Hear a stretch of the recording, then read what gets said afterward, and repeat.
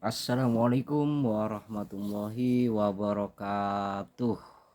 Saudaraku yang dirahmati Allah, Salam, Om Swastiastu, salam sejahtera, Namo Buddhaya untuk saudaraku dan sahabat-sahabatku yang dirahmati oleh Allah di seluruh Nusantara. Semoga bahagia seluruh isi alam semesta dan tentunya bahagia selalu dan dimudahkan rezekinya untuk saudaraku semuanya. Oke, pada perjumpaan kali ini kita akan membahas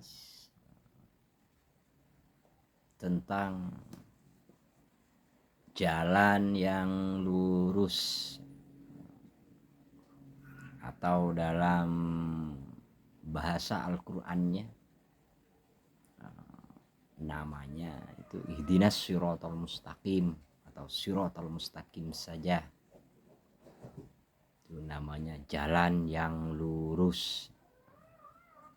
Apakah jalan yang lurus itu kita harus membayangkan seperti lorong atau jalan beraspal yang lurus gitu? Apakah seperti itu, saudaraku? Tentunya tidak, saudaraku, tidak seperti itu. Kalau kita umpamakan seperti jalan yang kita lalui setiap hari, tentunya jalan itu akan berkelok-kelok. Begitupun kehidupan manusia, kehidupannya berkelok-kelok atau meliuk-liuk, dan itu sudah wajar, itu sudah lumrah manusiawi, saudaraku. Di dalam kehidupan dunia ini yang namanya jalan pasti berkelok-kelok. Tapi kenapa ada bahasa jalan yang lurus? Yang dimaksudkan adalah hatimu, pikiranmu, dirimu sendiri haruslah lurus. Kalau di dalam Al-Fatihah itu sendiri mengatakan ihdinas siratal mustaqim, tunjukkanlah hamba jalan yang lurus. Jadi meminta jalan yang lurus. Kalau jalannya berkelok-kelok gimana? Kalau meliuk-liuk gimana? Apakah kita akan tetap lurus? Iya, kalau yang di bawah yang kita lalui itu adalah jalan. Kalau jurang gimana? Tentunya kita akan masuk ke dalam jurang, saudaraku. Yang dimaksud yang sebenarnya adalah jalan hati kita, jalan pikiran kita, jalan spiritual kita. Jangan berkelok-kelok. Falsafah kuno itu mengatakan, kalau jalan itu yang lurus, jangan tolah-toleh. Merunduklah kalau jalan agar kakimu tidak tersandung. Itu kata orang-orang tua zaman dahulu. Seperti itu, saudaraku. Tentunya yang dimaksudkan itu adalah diri kita, diri ini haruslah lurus. Walaupun jalannya kayak berkelok-kelok di dunia ini, ya kita ikuti jalan itu. Seperti apa? Kita jalani, kita alami semuanya. Supaya kita tahu kelurusan hati dan pikiran kita. Tentunya bukan hanya sekedar pengetahuan, saudaraku. Bukan hanya sekedar kata-kata saja. Bukan hanya sekedar doa saja. Kalau hanya sekedar doa saja, semua pun bisa. Kalau hanya sekedar mantra saja, ya semua orang bisa. Bahkan burung pun bisa. Contohnya burung beo, burung kakak tua, dan banyak burung-burung lain juga yang pandai berbicara. Dan hewan-hewan lain pun ada yang bisa berbicara, saudara. Kalau hanya sekedar mantra atau hanya sekedar pembicaraan saja. Tetapi ini bukan tentang pembicaraan, bukan tentang kata-kata, tetapi ini tentang laku, tentang pekerjaanmu, tentang bagaimana diri ini menjalani. Di mana itu? Ya di dunia ini.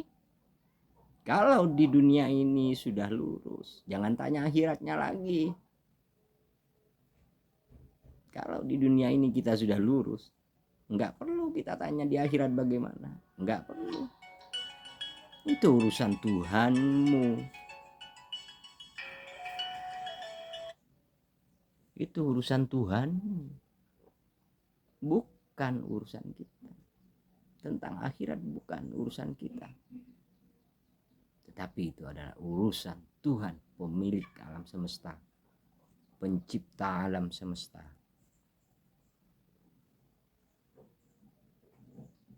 Kita hanya sekedar menjalaninya saja. Nggak perlu kita pikirkan. Yang kita jumpai, disitulah kita luruskan hati dan pikiran kita. Nggak perlu kita bertanya, nggak perlu kita berpikir. Cukup kita menjalaninya. Coba buktikan itu pada diri Anda. Jika Anda bisa membuktikannya, Anda akan tahu.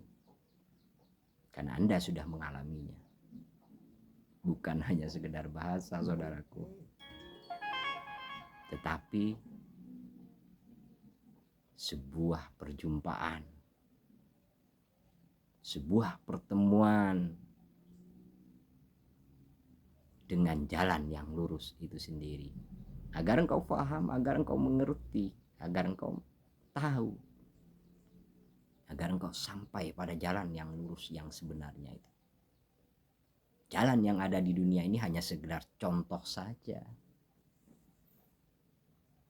Bukan mengikuti jalan yang seperti jalan yang di dunia itu, hanya sekedar contoh saja. Agar kita bisa membaca setiap langkah kita, membaca setiap perjalanan kita. Apakah kita sudah lurus?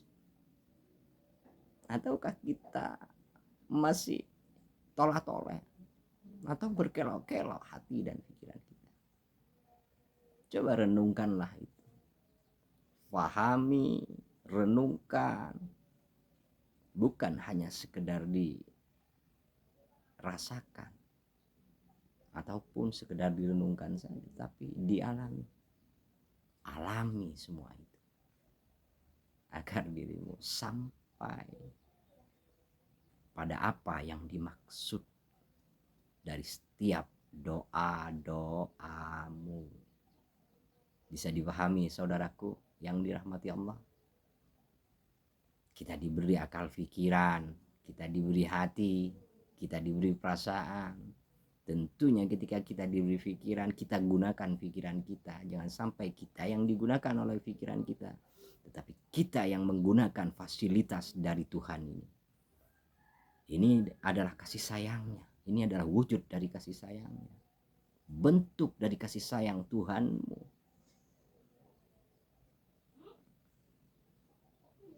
Tentunya kita harus pahami itu semua. Dan yang terpenting adalah kita mengalami semuanya. Dari setiap sudut perjalanan hidup ini. Oke, cukup sekian. Terima kasih. Jangan lupa like, komen, share, dan subscribe-nya. Oke.